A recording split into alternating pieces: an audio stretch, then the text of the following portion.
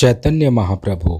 इनका जन्म 18 फरवरी 1486 को हुआ था। इनकी मृत्यु 14 जून 1534 को पुरी में हुई। वैष्णव धर्म के भक्ति योग के परम प्रचारक एवं भक्ति काल के प्रमुख कवियों में से एक हैं। इन्होंने वैष्णवों के गौड़ीय संप्रदाय की आधारशिला रखी, भजन गायकी की एक नई शैली को जन्म दिया तथा राजनैतिक अस्थिरता के दिनों में हिंदू मुस्लिम एकता की सद्भावना को बल दिया, जाति पात ऊंच नीच की भावना को दूर करने की शिक्षा दी तथा विलुप्त वृंदावन को फिर से बसाया और अपने जीवन का अंतिम भाग वहीं व्यतीत किया। उनके द्वारा प्रारंभ किए गए महामंत्र नाम संकीर्तन का अत्यंत व्यापक व सकारात्मक प्रभाव आज पश्चिमी जगत तक में देखा जाता है। यह भी कहा जाता है कि यदि गौरांग न होते तो वृंदावन आज तक एक मिथक ही होता। वैष्णव लोग तो इन्हें श्री कृष्ण का राधा रानी के संयोग का अवतार मानते हैं। गौरांग के ऊपर बहुत से ग्रंथ लिखे गए हैं, जिनमें से प्रमुख है श्री कृष्णदास कविराज गोस्वामी विरचित चैतन्य चरितामृत। तो आइए चैतन्य महाप्रभु की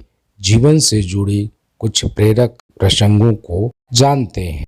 आरती की बेला थी। जगन्नाथ मंदिर घंटों और शंख की ध्वनि से गूंज रहा था।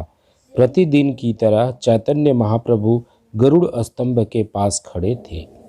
दर्शन करने वालों की अपार भीड़ थी। पीछे के लोगों को भगवान का दर्शन नहीं हो पा रहा था।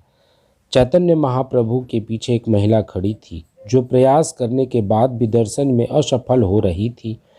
जब उसे कोई उपाय नहीं सूझा तो उसने स्वामी जी के कंधे पर पैर रख दिया और दर्शन में डूब गई।